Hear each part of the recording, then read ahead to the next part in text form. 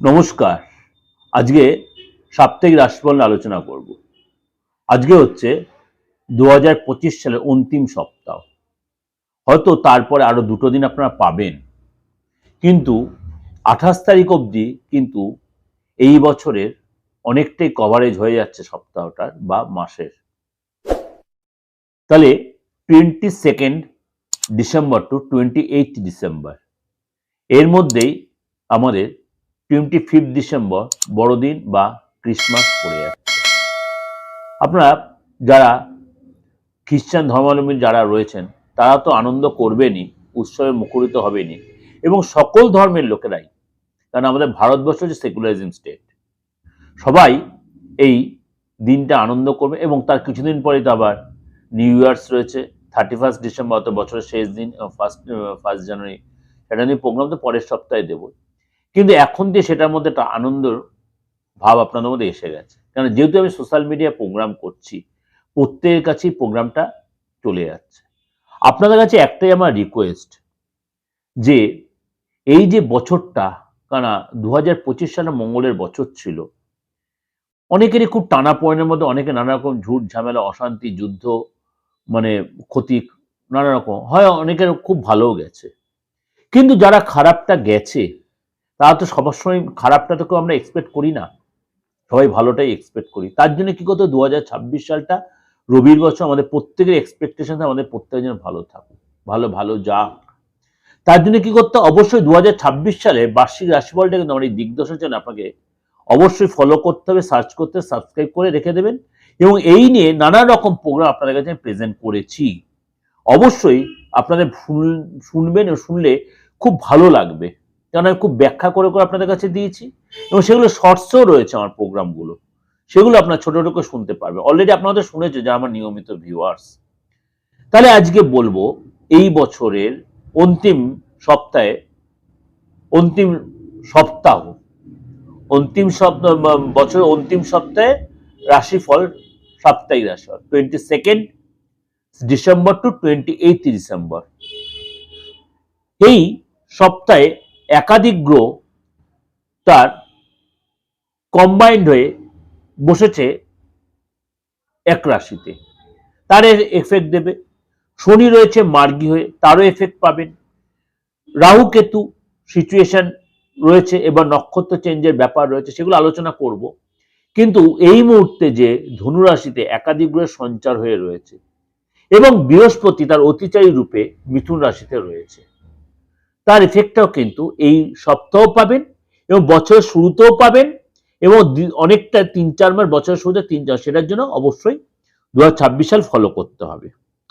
চলুন তাহলে আজকে জেনে নিই মেষ থেকে মীন রাশির আপনার জন্য কি অপেক্ষা করে আছে, কি ভালো, কি মন্দ, কি সতর্কতা, কোন কোন রাশির জন্য যথেষ্ট স্বর্ণের সময়। অর্থাৎ স্বর্ণ সময় কেন বলছি, স্বর্ণকে আমরা সবচেয়ে দামি বা দামি আইটেম বা দামি ধাতু মনে করি। সুতরাং এই স্বর্ণ সময় কেন বলছি, কিছু রাশির জন্য এই সময় দেখা গেল আপনি ইনভেস্ট করে লাভ পাবেন, কিছু রাশিকে সতর্কতা অবলম্বন করতে হবে, এবং কিছু রাশি হয়তো মোটামুটি সময় যাবে। তার জন্য কি করতে, অবশ্যই প্রোগ্রামটা ভালো করে ফলো করতে হবে। বৃষ রাশি, বৃষ রাশি এই সপ্তাহে আপনার শরীর স্বাস্থ্যের প্রতি অবশ্যই যত্নশীল হতে হবে, এবং খাওয়া দাওয়ার প্রতি কন্ট্রোল রাখবেন, এবং অবশ্যই আপনি যোগা, জিম, মেডিটেশন করাটা আপনার খুব প্রয়োজন। বেশি টেনশন নেবেন না, বিশেষ করে আপনার থাইরয়েড, সুগার, ওজন বৃদ্ধি, এগুলো কিন্তু হতে পারে, বা বিপিটা বেড়ে যাওয়া, কোলেস্ট্রলটা বেড়ে যাওয়া, এগুলো কিন্তু আপনার হতে পারে এই সপ্তাহে। বৃষ রাশি একটু নিজেকে সতর্ক রাখবেন, মানসিক টেনশন বাড়তে পারে, অনেক বেশি দৌড়ঝাঁপ করতে হবে, এবং আপনার কিন্তু ট্রাভেলের যোগ রয়েছে, মিটিং করতে হবে, এবং আপনি যদি কোনো প্রফেশনে থেকে থাকেন, অনেক বেশি আপনার স্ট্রেস আসতে পারে। কিন্তু আপনাকে বলবো স্ট্রেস কম নেবেন, ঘুমটা প্রয়োজন, আপনার পরিমিত রেস্ট প্রয়োজন, এবং এই সপ্তাহে কিন্তু যে কোনো ডিসিশন আপনি বুঝে শুনে নেবেন, তাড়াহুড়া করবেন না। আর্থিক দিকটা আপনাকে অবশ্যই যত্নশীল হতে হবে, অর্থাৎ সেভিংস করার চিন্তা ভাবনা রাখবেন। পুরনো ইনভেস্ট, আটকে থাকা অর্থ, পৈতৃক সম্পত্তি থেকে আপনার লাভ হবে। পুরনো ইনভেস্ট, আটকে থাকা অর্থ এবং পৈতৃক সম্পত্তি রিলেটেড ব্যাপারে আপনার যথেষ্ট পজিটিভ থাকবেন, এবং নিজের চিন্তাটা পজিটিভ রাখবেন। আপনি একগুঁয়েপনা জেদি ভাবটা ত্যাগ করতে হবে। ইনভেস্টের ব্যাপারে অবশ্যই আপনাকে একটু ধৈর্যশীল হতে হবে, তাড়াহুড়া করবেন ইনভেস্টের ব্যাপারে। ইনভেস্টের লাভ হবে, কিন্তু অবশ্যই অ্যাডভাইস নিয়ে তারপরে করবেন। কাজের জায়গায় অবশ্যই পরিশ্রম করতে হবে, অনুশাসনের মধ্যে থাকতে হবে, এবং সিনিয়রের সহযোগিতা তাহলেই পাবেন। অনুশাসনের মধ্যে থাকতে হবে, সিনিয়রের সহযোগিতা তখনই পাবেন যদি আপনি কাজটাতে ডিলে না করেন এবং গল্প গুজবকে সময়টা না কাটান, তাহলে আপনি সেটা পাবেন। এবং কিছু কিছু বিশ্ববাসী লোকের বিদেশ যাত্রার সুযোগ রয়েছে, বা আপনার ফ্লাইটে চড়ার সুযোগ রয়েছে, বা আপনার বিদেশ যাত্রা না হলেও হয়তো আউটস্টেটে কোথাও যাওয়ার জায়গা, আপনি যেখান থেকে আউটস্টেটে যাওয়ার কোনো জায়গা রয়েছে বা সুযোগ রয়েছে। যারা স্টুডেন্ট রয়েছেন তাদের পরিস্থিতি যথেষ্ট ফেভারে থাকবে, মার্গদর্শন হবে, কোনো গুড নিউজ আপনি পেতে পারেন, কোনো নতুন অ্যাক্টিভিটি জয়েন করতে পারেন। কিন্তু আপনাদেরও বলছি, যদি কখনো কোনো অনুষ্ঠান বা কোনো ট্রাভেল করেন বা কোনো ঘুরতে যান কোথাও, বি কেয়ারফুল। বন্ধু বান্ধব, খাওয়া দাওয়া এবং ড্রিঙ্কস হ্যাবিট যদি থাকে অবশ্যই সতর্ক থাকবেন প্রত্যেকের জন্য। ওই বিশ্বরাশি শুধু স্টুডেন্ট না, সবার জন্য বলছি। সেইবার যেহেতু বছরের শেষ, হয়তো একটু নিয়মের বাইরে সবারই ইচ্ছা করবে যেতে, তো সেটা একটু নিজেকে কন্ট্রোল রাখবেন। যেটা ওভারঅল একটা প্রেজেন্টেশন দিলাম, অবশ্যই আপনাদের ভালো লাগবে।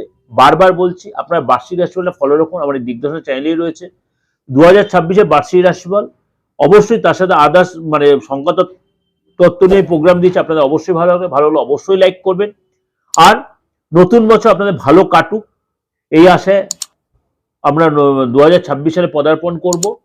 আর যোগাযোগ করতে হলে দেশে বিদেশে যে কোনো প্রান্ততে অবশ্যই আমার বুকিং নাম্বার ফোন করে নেবেন 8910733325 9433960106 ফোন করলেই আপনারা আমাকে অনলাইন বা অফলাইনে পেয়ে যাবেন।